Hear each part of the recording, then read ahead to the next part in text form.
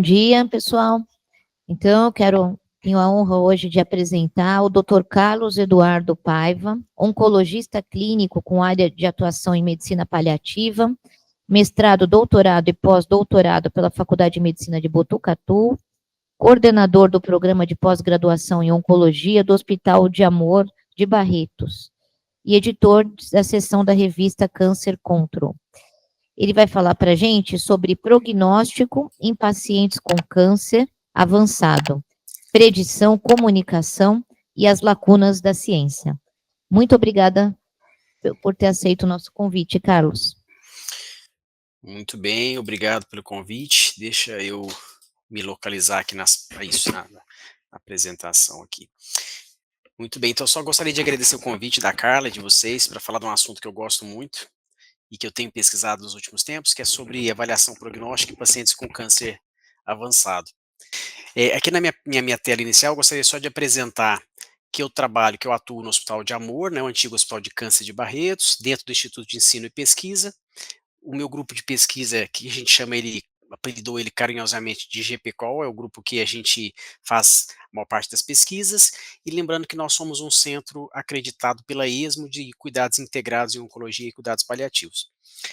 Então, assim, o que eu penso inicialmente? Eu penso no médico, no profissional de saúde, principalmente no médico, naquela figura como se fosse um cartomante mesmo, onde o paciente às vezes pergunta ou pensa, ou a família assim, doutor, quanto tempo que eu tenho de vida? E essa é uma pergunta, assim, bem complexa de responder muitas vezes. Ela é tanto complexa de responder, de comunicar, de estimar um prognóstico, mas assim, o ser humano sempre esteve em busca de fazer predições, né? Desde a época lá dos xamãs da antiguidade, previsão de tempo. Hoje a gente tenta fazer predição com inteligência artificial do comportamento da bolsa de valores, etc. Assim, a gente sempre está tentando prever o que pode acontecer futuramente. E qual que é a importância, assim, basicamente, para que prognosticar? Por que é importante? Então, para o médico especificamente, pode ser muito importante. Eu posso, com essas informações de prognóstico, decidir sobre manter, iniciar, suspender um tratamento com quimioterapia, por exemplo. Eu posso, talvez, ajudar na identificação de elegibilidade para cuidado paliativo, para hóspices. Eu posso, talvez, com um prognóstico, pensar um pouquinho melhor sobre a indicação de procedimentos invasivos, sei lá, uma ressecção cirúrgica paliativa, indicação de nutrição parenteral total, inserção de um catéter pleural de demora e vários outros procedimentos que eu posso chamar aqui dentro de procedimentos invasivos, e também para planejamento de cuidado de fim de vida, dentre várias outras importâncias aí, vamos chamar dessa forma. E para o paciente, para a família, também podem ter várias implicações, ter uma noção sobre o prognóstico, para planejamento antecipado de cuidados, resolução de negócios inacabados, compartilhamento de decisões mais realistas, isso é super importante, e muito também para estar preparado para o que vem pela frente, para as complicações, para os sintomas que podem acontecer. Então, é interessante tanto para o médico quanto para o paciente. Então, assim, o que eu penso em linhas gerais? Tanto o médico, o profissional de saúde, principalmente o médico, mas isso serve para toda a equipe de saúde, quanto para o paciente e para a família, esses dois núcleos, tanto a equipe de saúde quanto o paciente e família, têm uma estimativa prognóstica. Às vezes isso é velado, às vezes eu não falo, às vezes eu não comunico, às vezes a família não conversa, mas assim, tanto o médico, com a sua experiência clínica prévia, de casos semelhantes, de estudos pela literatura médica, eu tenho uma noção do prognóstico. O paciente, ele tem impressões às vezes pessoais, conversas leigas, casos similares de amigos, de familiares. Então, tanto o paciente quanto o médico têm uma estimativa prognóstica. Essa comunicação sobre esse aspecto da comunicação, a partir do momento que ela é feita de uma forma eh, completa, onde o paciente tem uma noção, uma aceitação, a partir daquele momento a gente pode tomar decisões. E para o médico melhorar a sua acurácia prognóstica, que muitas vezes não é muito boa, existem modelos prognósticos. Então, é sobre isso que eu vou falar hoje, sobre formas de melhor prognosticar e como comunicar com o paciente, quando, como, para no final das contas a gente conseguir tomar decisões mais compartilhadas. O que que eu quando eu vou falar sobre prognóstico de pacientes com câncer avançado, com os residentes da oncologia principalmente, é um pouco confuso, porque a gente fala muito sobre prognóstico, e a gente fala sobre a extensão do câncer no TNM, a gente fala muito hoje sobre biologia molecular do câncer, marcadores prognósticos, patologia, achados histológicos, tudo isso é muito importante. Mas isso são fatores prognósticos muito importantes, mas no diagnóstico, principalmente da doença mais localizada ou metastática, mas quando o paciente tem vamos dizer assim, um tempo de vida maior para a gente prognosticar. Quando a gente está falando de pacientes em cuidados paliativos, principalmente, ou mais em final de vida, a importância daqueles fatores prognósticos que eu falei anteriormente, ela diminui. Então aí começa a ser mais importante os sintomas, a funcionalidade, a inflamação. Então, em um paciente, com câncer nos últimos meses de vida, provavelmente o tipo histológico, o estadiamento inicial vai fazer muito pouca importância. O que vai importar mais, principalmente, é funcionalidade e alguns marcadores de inflamação. Depois a gente pode conversar um pouquinho mais sobre isso. Então, em linhas gerais, quando eu vou falar de prognóstico, eu vou falar de estimativa clínica de sobrevivência, que está aqui chamado de ECS, que elas podem ser essas estimativas. O que é a estimativa clínica de sobrevivência? É o chutômetro ali. Quanto que você acha que o paciente vai viver? É a sua impressão pessoal. Eu olho para um paciente e diz assim: tá muito ruim, uma semana. Tá muito ruim, a chance de morrer em 72 horas é alta. Então, poucos dias, poucas horas, poucas semanas. Ou eu posso dizer, não, anos de vida. Então, essa é a estimativa clínica de sobrevivência, que é o que vem na minha cabeça. Agora, existem modelos prognósticos, existem vários modelos prognósticos, que basicamente são um conjunto de variáveis prognósticas que foram agrupadas estatisticamente em modelos. Tem o PEP score, o PPI, os nomogramas e vários que eu vou tentar falar sobre alguns para vocês. Qual outra forma de estimar o prognóstico? Existem também sinais de morte iminente, os signs of impending death, nas últimas 72 horas, que eu vou também falar um pouquinho para vocês depois. E sites, aplicativos que ajudam também nessa estimativa prognóstica. Então, quando a gente vai analisar um artigo sobre prognóstico em pacientes com câncer avançado, focando aqui no paciente com câncer, para eu até mesmo fazer comparações entre os estudos, interpretar os estudos, eu preciso de entender assim, mas espera aí, onde que é esse estudo? Quem que fez o prognóstico? Foi um médico? Foi um profissional não médico? Foi um paliativista, um especialista, um generalista? Isso faz diferença. Foi um enfermeiro, por exemplo? Porque o enfermeiro muitas vezes tem estudo que mostra que ele tem uma estimativa prognóstica mais acurada que o médico às vezes. E onde que foi? Por ambulatório? Foi no ambulatório de especialidade, lá na cardiologia, na neuro, na oncologia? Ou foi no ambulatório de cuidado paliativo, numa internação de cuidados paliativos, foi no hospice? Foi em casa, então tudo isso vai fazer diferença. E além disso, faz diferença qual o perfil do paciente. É um paciente que teve uma mediana de tempo de vida de horas a dias? Ou foi um paciente que teve os pacientes tiveram medianas de meses a anos? Então, tudo isso vai fazer diferença na análise do estudo, na revisão sistemática, porque são perfis muito diferentes de acurácia prognóstica. Muito bem.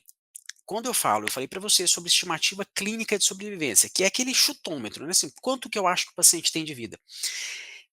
Não é simplesmente falar o tempo, não, eu acho que são tantos dias, eu acho que são tantas semanas, então tem formas diferentes de fazer isso. Uma das formas de fazer a estimativa, de predizer a estimativa clínica de sobrevivência, é a estimativa temporal, que é essa mesmo, 322 dias, 32 dias, 55 dias. Mas pode também ser uma estimativa temporal em intervalos. Eu acho que são dias a semanas, semanas a meses, que é a forma que eu acredito seja muito mais prática para a gente poder ajudar o paciente. Nunca, na prática, a gente pode fazer em estudo, mas nunca na prática eu faria uma estimativa temporal absoluta, contínua, tantos dias. Isso sempre, isso sempre dá problema. A gente tem que fazer, se for fazer, uma estimativa mais agrupada, em intervalos, né? Existe também a estimativa clínica de sobrevivência probabilística, que é aquela assim: qual a probabilidade do paciente estar vivo em um mês? Ah, 70%, 30%, qual a probabilidade dele estar vivo em 1 ano? Ah, sei lá, 90%, 10% e assim por diante. E as perguntas surpresas. Você ficaria surpreso se esse paciente vivesse mais de tanto tempo, menos de tanto tempo? Existem vários tipos de pergunta surpresa. A mais típica mesmo é com 12 meses, com 1 ano, que eu vou falar para vocês depois, tá? Assim, eu não vou falar uma a uma das revisões sistemáticas, mas existem várias revisões sistemáticas avaliando a acurácia das estimativas clínicas de sobrevivência. Várias. Em geral, essas revisões sistemáticas mostram uma informação meio coincidente, que é: os médicos geralmente são otimistas e o CPS, a estimativa clínica de sobrevivência, em geral ela é inacurada, ela não é muito assertiva. E além disso, ela é otimista. Quando erra, geralmente erra para mais. E aí a gente pode ver nessa figura de uma das revisões sistemáticas de 2016, publicado na PLOS ONE, onde mostra o quê? Que a maior parte dos erros são por erros a mais, onde os médicos achavam que o paciente viveria mais do que ele realmente viveu. Poucos estudos mostraram o contrário, que eles foram pessimistas, vamos chamar assim. E a pergunta surpresa? Eu gosto muito da pergunta surpresa para algumas funções, principalmente aquela que ela foi inicialmente criada, que é talvez pensar sobre a indicação ou elegibilidade para cuidados paliativos, né? Então essa pergunta é: eu ficaria surpreso se esse paciente morresse nos próximos 12 meses?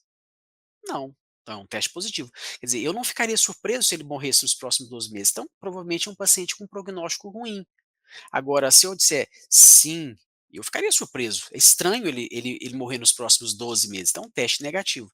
Então, a pergunta surpresa ela é muito simples, ela é uma pergunta de sim ou não, mas ela pode ser útil, tá? Dependendo, assim, eu acho que no final vocês vão concluir que existem várias ferramentas prognósticas, não tem nenhuma perfeita e nenhuma muito melhor que a outra, mas depende da forma como o seu serviço está estruturado, você pode usar uma ou outra, tá? Em situações diferentes. Tem uma revisão sistemática com meta-análise publicada esse ano, onde que agrupou 56 cohortes distintas, quase 70 mil pacientes, e mostrando uma sensibilidade e especificidade razoáveis para pergunta surpresa, para avaliar pacientes de várias, não só oncológicos, de várias patologias crônicas, e uma acurácia em torno aí de 70, né, 0,71 a acurácia.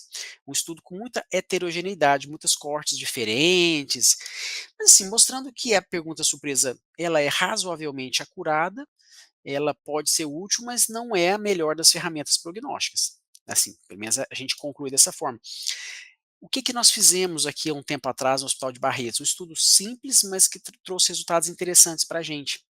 Nós avaliamos 35 oncologistas, incluindo titulares, pessoas com mais tempo de experiência, incluindo os residentes, inclusive R1, R2 e R3 na oncologia. E o que a gente viu? A gente perguntava para o médico que tinha acabado de ver o paciente qual a estimativa prognóstica que ele tinha a respeito do paciente que ele acabou de ver. Depois a gente fez uma análise de concordância com o tempo de vida que o paciente teve. Pacientes com câncer metastático de vários tipos, mama, próstata, colo retal, pulmão e tal. Então o que a gente viu? Que a chance de acerto, a concordância e as probabilidades de sobrevivências eram feitas em intervalos, tá? Semanas a meses, dias a semanas e assim por diante. Teoricamente, isso aumentaria a chance de acerto, mas a nossa taxa de acerto foi de 32% só. A gente errou para mais em 32% e para menos em 35%, ou seja, na nossa amostra, a gente não necessariamente foi otimista demais, a gente errou, né. Então assim, e um CAPA, que é aquela estatística que avalia a concordância, muito baixa. Isso, assim, assustou de certa forma a gente, porque nós pensamos: "Poxa, nós estamos dentro de um hospital oncológico, estamos acostumados a fazer estimativa prognóstica, teoricamente, e erramos em grande parte das vezes. Ah, então deve ser porque tem muito residente na amostra, e eles não têm muita experiência". E nós fizemos a análise em relação a ser residente ou ser titular, e foi a mesma coisa. os titulares mais experientes ou menos experientes, os residentes, tinham uma probabilidade de acerto muito parecida. Daí eu pensei: "Ah, então é porque quando a gente conhece melhor o paciente, talvez a gente acerte mais", porque aqui em Barretos, muitas vezes não é a mesma pessoa que vê o mesmo paciente, o paciente volta com uma consulta com um médico diferente.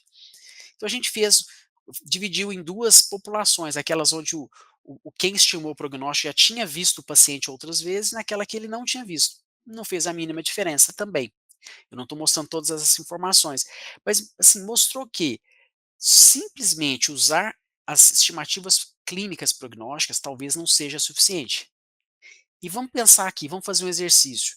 Se eu tomo conduta com base no prognóstico, e muitas vezes, e se eu erro o prognóstico, talvez eu esteja tomando a conduta errada, né? Porque se eu falasse para vocês, você toma alguma conduta no seu dia a dia com base no prognóstico? Por exemplo, se é um nutricionista, ele quando você vai indicar um tratamento, você pensa no prognóstico do paciente, sim ou não? Mas um exercício para pensar. Se é um médico, no seu dia a dia, quando você atende o paciente, você leva em consideração o prognóstico para tomar conduta? Pode cada um pensar na sua conduta prática. A gente até fez esse estudo, não estou apresentando aqui, o que, que muda no dia a dia de um paciente internado. A gente viu que tem um percentual aí, não 100%, mas assim, sei lá, 30% das vezes, a gente toma alguma conduta no dia a dia com base no prognóstico, tá? Mas se eu tomo uma conduta com base no prognóstico e erro o prognóstico, talvez a minha conduta não esteja tão certa, né? Então, esse é um exercício para a gente pensar. Então, como eu falei para vocês, existe a estimativa clínica de sobrevivência, mas existem outras variáveis, outras coisas que a gente acha no dia a dia do paciente que podem ajudar. Por exemplo, as escalas de funcionalidade são extremamente prognósticas. Então, um paciente que está acamado, que está ficando a maior parte do tempo sentado ou deitado, ele provavelmente vai ter um tempo de vida menor do que o paciente que está ativo. Aquele paciente que tem múltiplos sintomas, fadiga, dor, eh, esse paciente também vai ter uma estimativa, vai ter uma sobrevida menor.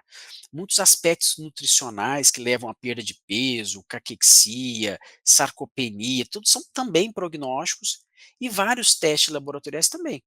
Por exemplo, albumina baixa, proteína C reativa alta, DHL alto, e vários bilirrubina, hemoglobina baixa, então várias. Então o que que foi feito? Muitos estudos tentaram, criar modelos prognósticos usando essas variáveis já conhecidas. Então existem vários modelos prognósticos usando variáveis prognósticas. E o que que a gente quer no final? No final a gente quer que exista um modelo prognóstico simples, a gente não quer nada muito complexo, que seja fácil de usar, também não adianta ser um modelo prognóstico onde eu tenho que fazer cálculos estatísticos, pegar fazer um score, esse score geral, não, não tem que ser quanto mais fácil, melhor. Uma coisa importante também, é bom que ele seja objetivo, porque se o modelo prognóstico se baseia em dados muito subjetivos, a chance de errar é maior também. Então, quando eu tenho um modelo prognóstico, exemplo, edema, que no PPI existe o edema, muitas vezes a pessoa vai ficar na dúvida.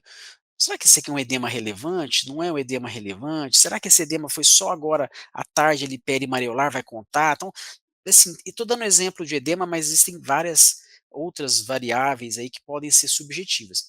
E no final, a gente quer que esse modelo tenha boa discriminação, ou seja, que ele consiga ver quem vai bem, quem vai mal, diferenciar, e que ele seja calibrado, ou seja, se ele for medido várias vezes naquele mesmo perfil, vai dar resultado parecido.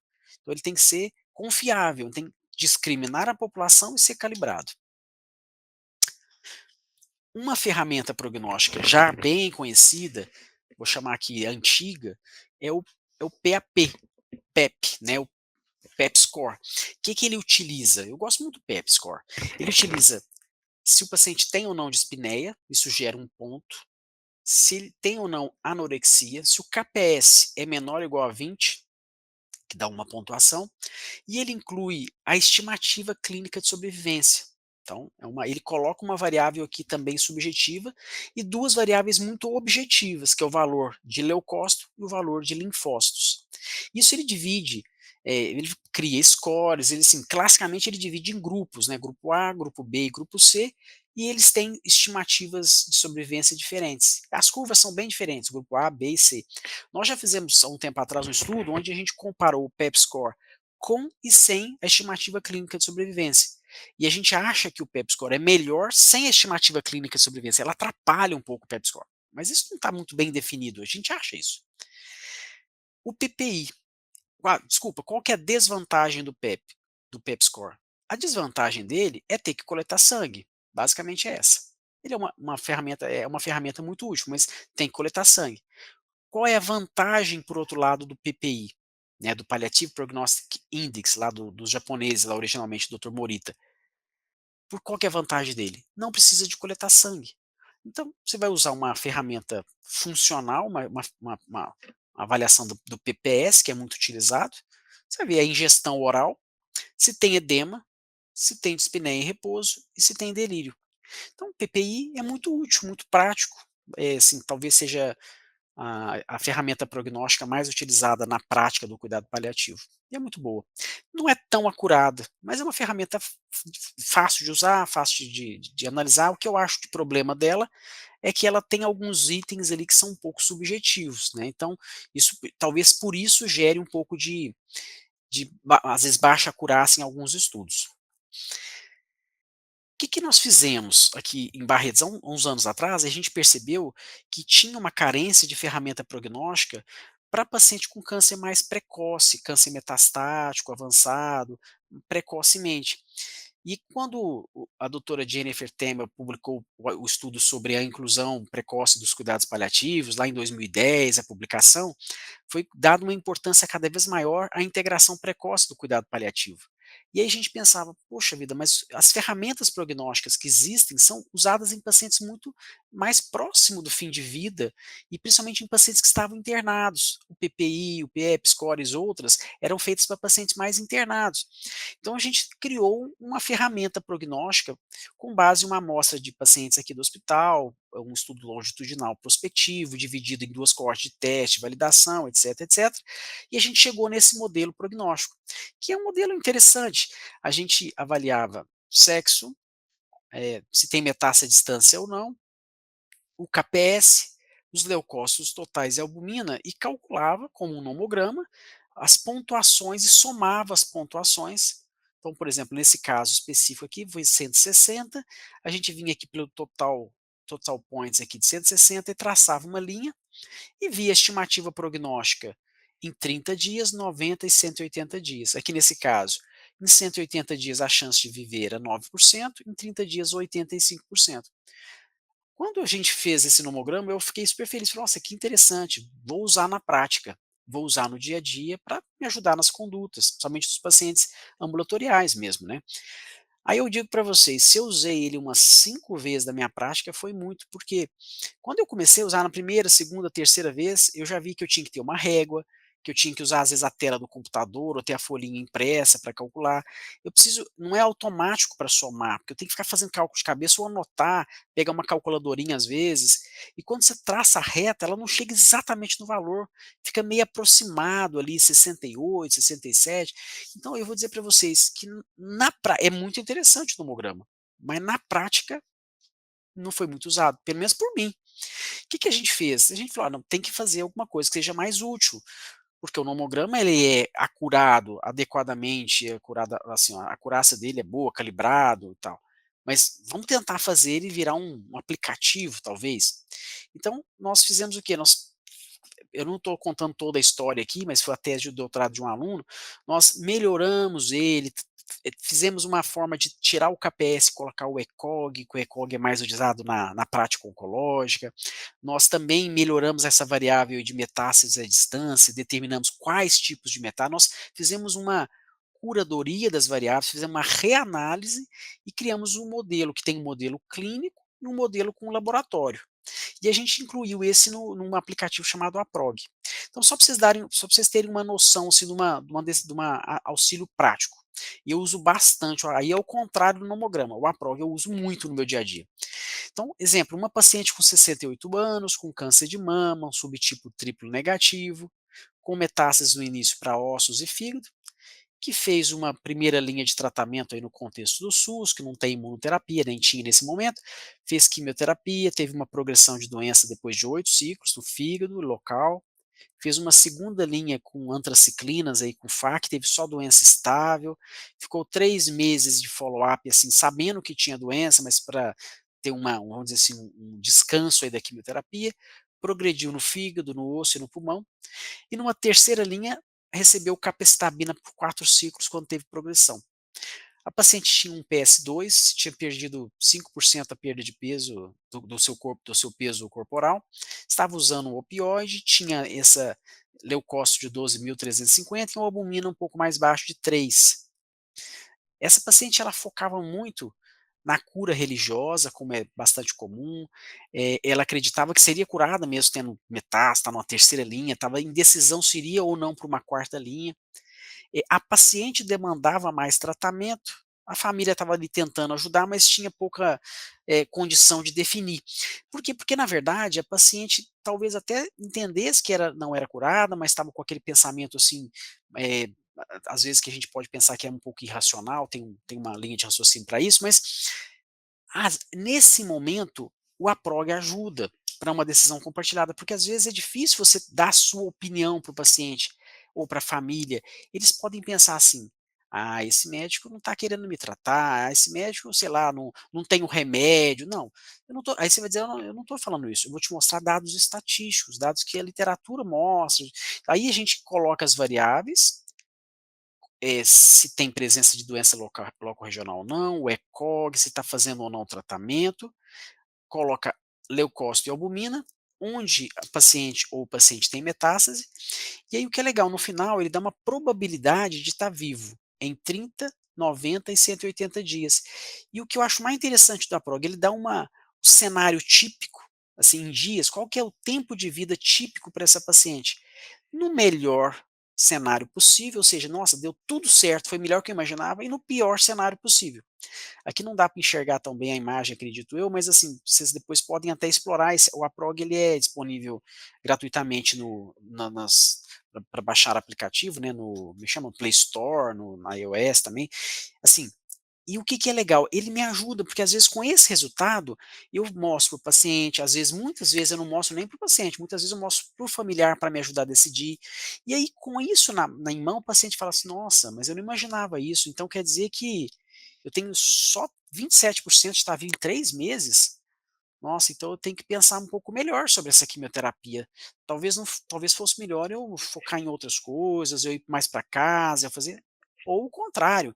Talvez ele vai dizer: "Não, é muito tempo, é muita probabilidade alta de eu estar vivo em 3 meses com 27%". Não sei, mas são dados que você vai colocar no meio de uma decisão compartilhada, né.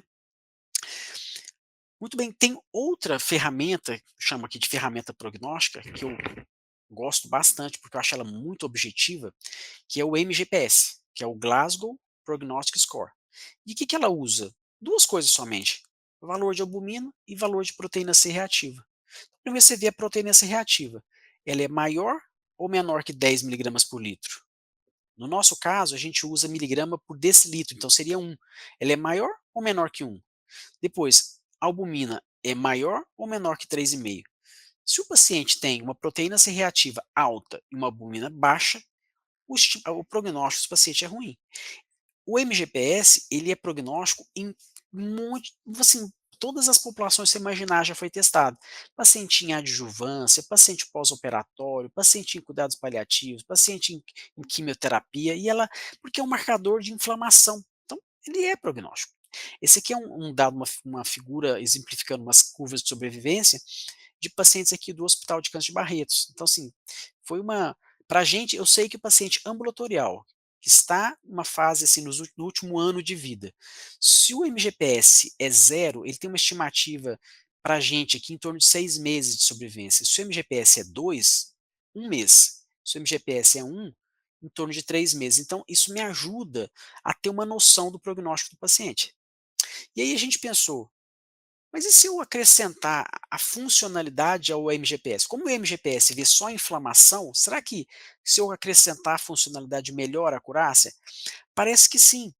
A gente fez uma análise conjunta dos dados aqui do hospital de Barretos, da nossa coorte, junto com uma coorte de pacientes da Escócia, do do Dr. Barry Laird e do Dr. Macmillan, porque o Macmillan é o professor que criou o MGPS.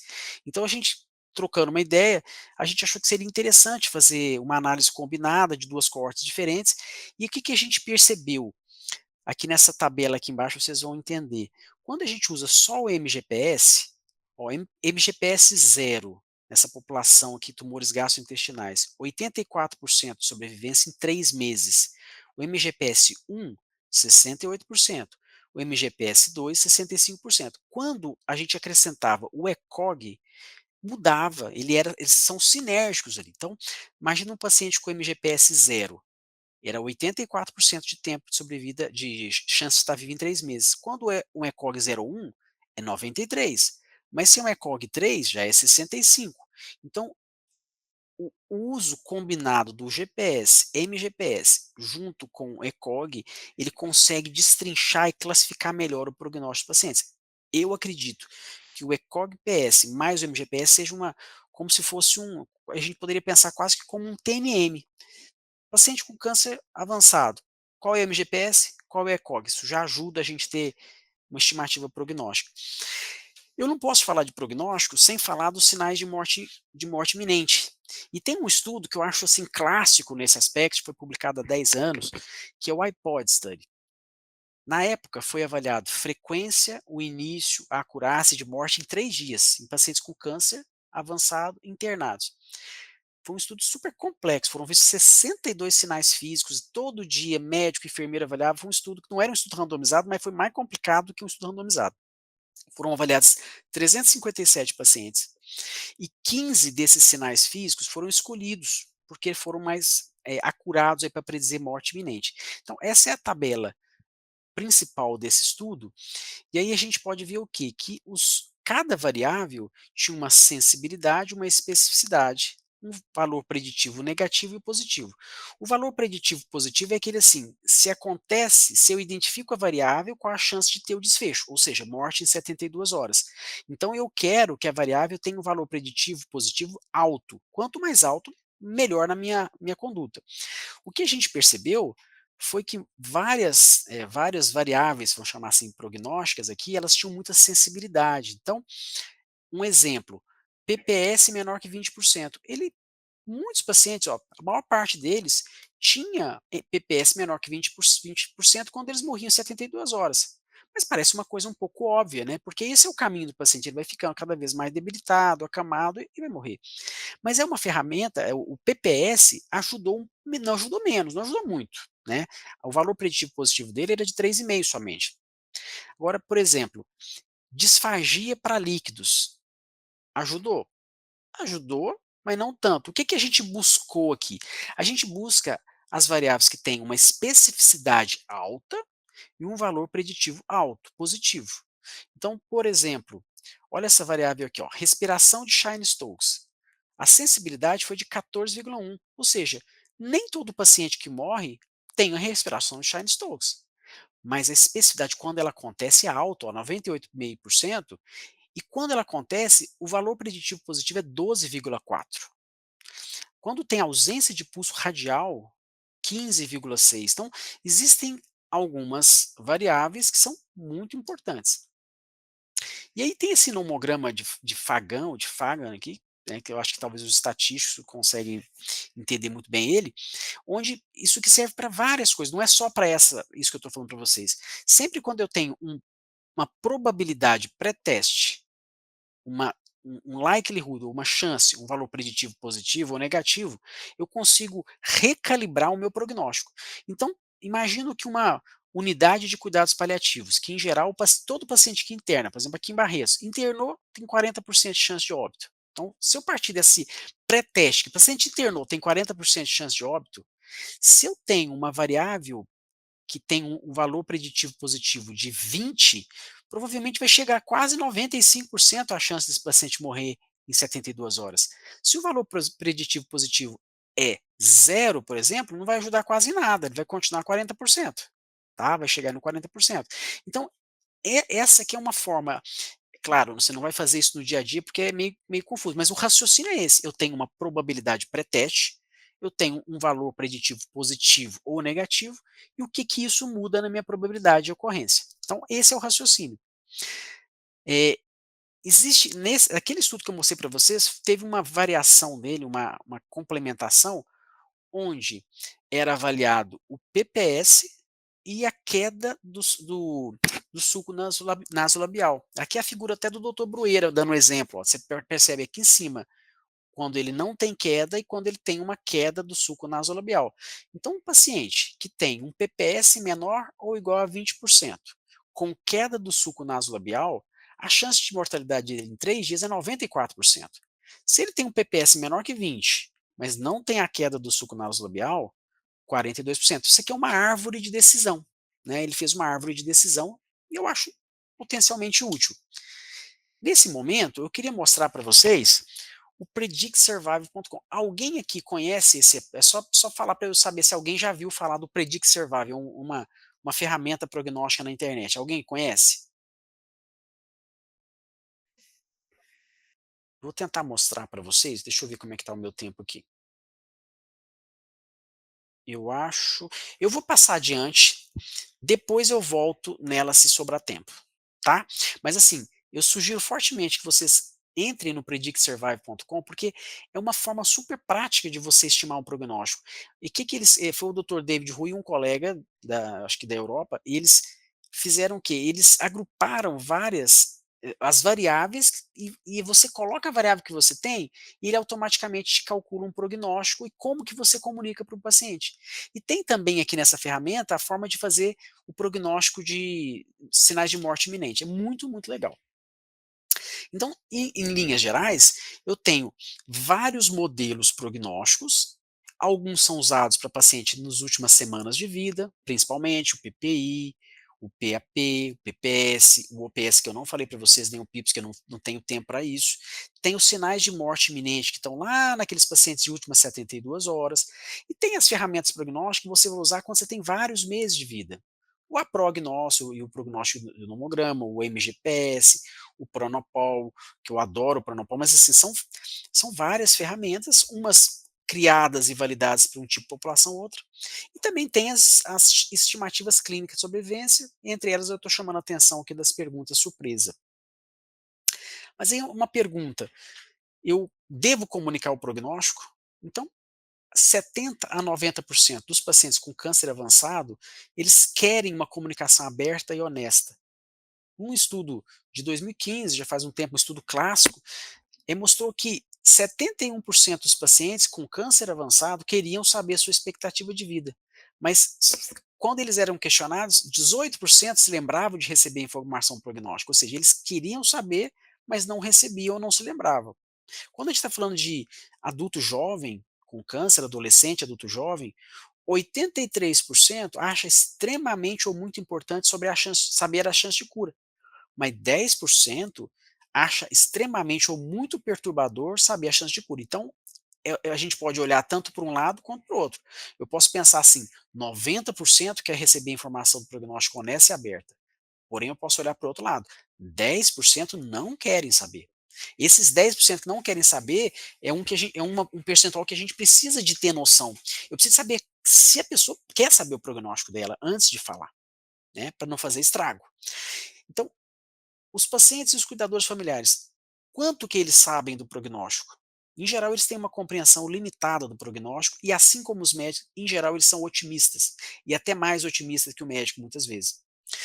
Tem 2 estudos clássicos que eu vou citar, um que foi publicado na New England de 2012, aí mais de 10 anos, que naquela época mostrava que considerando somente pacientes com câncer metastático e incurável, recebendo tratamento paliativo com quimioterapia, somente 31% daqueles com câncer de pulmão e 19% do câncer coloretal, eles falavam que era improvável ser curado, o que é muito estranho.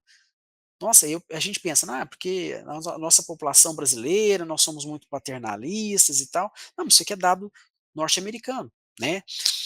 E uma revisão sistemática mostrou que em torno de, vamos chamar aqui de 50% dos pacientes com câncer avançado, incurável, compreendem o prognóstico. Eu vou passar um pouquinho adiante para ter tempo de discutir outras coisas, tá? Isso aqui são dados que aqui do hospital tem um estudo interessante, mas eu acho que eu vou pular um pouquinho. Porque essa parte eu acho importante falar melhor. Esse é um modelo da comunicação de prognóstico, que é um processo de múltiplas etapas. Eu penso que a gente precisa de pensar no prognóstico assim, na melhor predição possível. Existem modelos prognósticos que vão ajudar a gente a ter essa predição prognóstica. E eu posso simplesmente ter essa predição prognóstica e tomar minha conduta. Mas muitas vezes, talvez na maior parte das vezes, eu acho que é importante comunicar o prognóstico para o paciente. Então eu tenho a segunda parte aqui desse processo de múltiplas etapas, que é comunicar o prognóstico. Para comunicar, eu preciso saber se o paciente está preparado, se ele quer saber também, né, se ele tem essa demanda. A partir do momento que eu comunico o prognóstico para o paciente, não quer dizer necessariamente que ele entendeu, que ele tenha consciência do prognóstico. Às vezes ele nega, às vezes ele não está preparado para saber, às vezes tem coisas que estão. Às vezes a minha comunicação não é tão clara. Então eu tenho uma predição prognóstica, eu comunico para o paciente muitas vezes. O paciente, em algum momento, ele vai ter a consciência prognóstica, mas isso às vezes gera um sofrimento, uma desesperança, muita ansiedade, quando ele não tem aquela etapa de aceitação do prognóstico. Quando ele chega no momento onde o paciente tem a consciência do prognóstico e uma aceitação, essa aceitação não é no sentido de desistir, tá bom, já está tudo perdido, não é isso, é uma aceitação. Olha, eu tenho a consciência, estou em paz com esse prognóstico que eu tenho, estou tentando lutar, estou tentando fazer as coisas que eu preciso fazer, eu estou tentando fazer a químio para melhorar, sei lá, mas eu tenho a aceitação do prognóstico. Quando existe essa aceitação, consciência, aceitação, é um momento adequado para tomada de condutas, porque aí eu consigo tomar uma decisão com, com base no prognóstico, uma decisão compartilhada. Eu consigo falar de coisas mais importantes para o paciente. Mas se eu passar para essa etapa de decisão compartilhada sobre prognóstico e o paciente não chegou na aceitação, muitas vezes ele não tem nem a consciência, eu só falei para ele do prognóstico, mas ele não passou nessas etapas. Geralmente dá errado, geralmente tem problema, ou aquele paciente que a gente vai ficar com raiva, que parece que ele não está negando, que ele não está entendendo, dá vontade de às vezes pegar o paciente, balançar ele e falar assim, escuta, você não está entendendo o que eu estou falando? Só que, gente, peraí, existe uma sequência de eventos aqui psicológicos, de entendimento, de comunicação. O que eu acho que a gente precisa lembrar? Primeiro, o que e como o paciente quer saber. Então eu preciso de perguntar para o paciente o que ele quer saber, como ele quer saber. Existem, para isso, questões norteadoras, abertas, perguntas simples. Eu, às vezes, faço um textinho para o paciente, olha, muitas pessoas gostam de saber muitos detalhes na vida, outras pessoas são mais simplificadas. Eu até dou um exemplo, tem paciente que entra no consultório e fala, doutor, não fala nada para mim, fala tudo para meu filho. Tá tudo certo.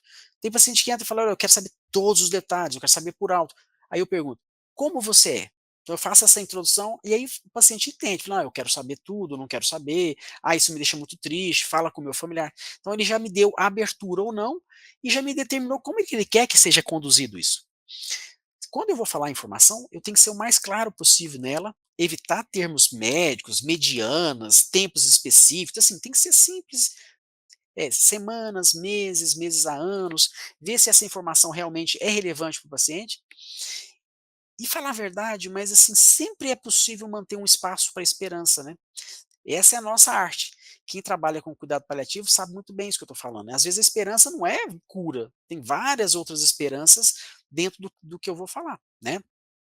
E em termos de formas de prognosticar, depende do contexto clínico, existem as estimativas clínicas de sobrevivência, elas podem ser úteis, mas elas não são tão acuradas. Existem várias ferramentas prognósticas, modelos, nomogramas, perguntas surpresas, sinais clínicos. Em geral, a taxa de acerto, a acurácia, é em torno de 70, 75%, no máximo 78%. Provavelmente vai passar de 80, 85% até 90% às vezes, com modelos de inteligência artificial, com formas mais assim, robustas estatisticamente aí. Mas o que a gente tem que pensar? Independente do que eu usar, eu tenho a incerteza do prognóstico. Então, esse é o ponto básico. Eu posso estimar um prognóstico, mas digo, eu acho que é isso, mas posso estar errado. Porque se eu, se eu pensar que 10% das mortes são inesperadas, elas não são previsíveis. São pacientes que esse paciente internou com uma pneumonia e de repente, sei lá, vou dar um exemplo, que caiu da maca, bateu a cabeça, ou teve um TEP que você não estava imaginando. Então, são coisas inesperadas, né? Então, a gente não consegue ter a predição total das coisas. A gente vai querer modelos mais assertivos possível, mas ele nunca vai ser 100%. E às vezes, essa é a minha impressão, às vezes não precisa nem dele ser tão perfeito, ele precisa ser prático. A ferramenta ela precisa ser prática, ela precisa te ajudar a mudar a conduta. Por isso que eu gosto do APROG. Porque ele pode não estar acertando tudo, mas ele me dá a probabilidade, me dá um tempo estimado, ele dá um pior ou melhor cenário, então ele me ajuda, tá? Eu gostaria de lembrar do meu grupo de pesquisa, que eu sempre tenho muito carinho com ele, dos nossos alunos, da Bianca, que atua comigo no grupo de pesquisa que está aqui e aqui, que é a líder do grupo de pesquisa. Eu gostaria de aproveitar esse momento de falar do nosso curso de pesquisa, porque quem trabalha com cuidados paliativos, muitas pessoas, acredito que vocês, muitos já têm muita experiência com pesquisa, mas tem muita gente que não tem, e a gente percebeu que a gente tem esse papel também de ampliar, não é só aqui em Barretos, para nossas turmas de pós-graduação, a gente precisa ampliar, e tem muita gente que está fazendo nosso curso, está adorando, e gente lá do Sul, lá do Nordeste, pessoas assim, que têm uma experiência em pesquisa, tem pessoa que está na graduação de medicina, então assim, a gente está com inscrição aberta e assim, a Bianca está mais à frente do curso, então às vezes quem quiser falar com ela tem os descontos, as coisas, e ela está muito focada nessa questão. E em breve a gente vai ter também um curso de escrita científica que eu estou tentando divulgar, porque eu acho que vai ser super importante para algumas pessoas, tá? E para finalizar, mostrando esse quadro que eu gosto muito, que é o The Doctor, né, que mostra aquela, não é a figura, eu sempre penso assim, não é a figura do médico que está lá examinando, está funcionando uma veia, está fazendo um procedimento, não, o médico está simplesmente olhando para aquela criança que está morrendo, e o médico está tendo aquela empatia, aquele pensamento, assim, talvez se colocando mais próximo do paciente, no sentido muito de ser humano mesmo. E a medicina, já dizia o pai da medicina, Dr. William Osler, a medicina é a ciência da incerteza e a arte da probabilidade. E essa frase ela é perfeita para a apresentação sobre o prognóstico. A medicina é a ciência da incerteza e a arte da probabilidade. Também divulgando aqui os nossos Instagrams, né, meu e da Bianca que está à frente do nosso grupo de pesquisa, e o OncoCast, que para alguns pacientes tem sido muito útil, onde eu tento colocar algumas situações práticas do dia a dia que possam ajudar os pacientes, é focado em oncologia como um todo, tá? Eu acho que é isso. Eu só queria aproveitar um momento, só para mostrar para vocês o Predict Survival, que eu acho que é legal vocês terem acesso a ele. Vocês estão vendo a minha tela do computador? Do Predict Survival? Sim, a gente está ouvindo. Ó, deixa eu mostrar para vocês que é muito legal. Aqui você tem tanto nessa lista de calculadoras, você tem tanto o modelo de calculadora prognóstica para meses e semanas e para morte iminente. Para morte iminente é muito interessante. Quando você clica no score de morte iminente, você tem uma probabilidade do paciente estar vivo ou de morrer em 72 horas. Então, por exemplo, eu coloquei que 40%, que seria uma estimativa mais ou menos comum em pacientes em cuidados paliativos. Eu coloco também, sei lá, o PPS do paciente, lá 10%, está muito ruim, PPS, e aí eu busco aqueles sinais de morte iminente que eu mostrei para vocês. Então vamos supor que eu vejo que o paciente tem respiração de Chine-Stokes e queda do sulco nasolabial. Ele tem essas duas coisas, eu venho aqui e calculo. E aí ele faz uma estimativa, ó. De acordo com um modelo, que é aquela árvore de decisão, o paciente tem 94% de chance de estar morto em 72 horas.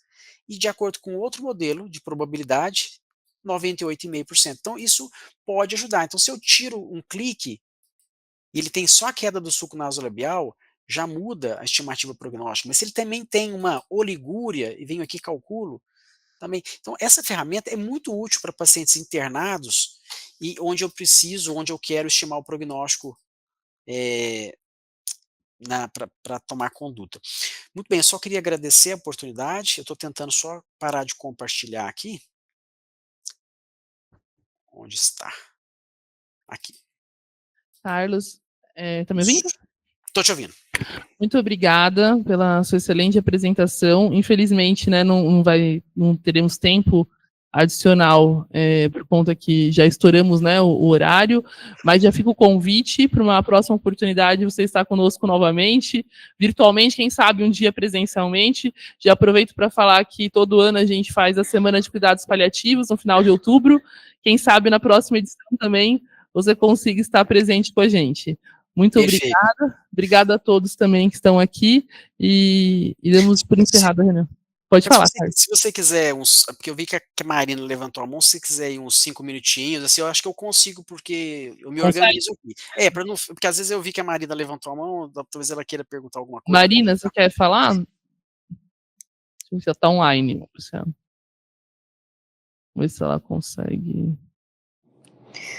Não, doutora Carla, desculpe, eu apertei indevidamente. Obrigada. Então vamos dar oportunidade para a Maiara, que a Maiara tinha levantado a mão, ver se ela está aí ainda, que ela também levantou e acho que abaixou.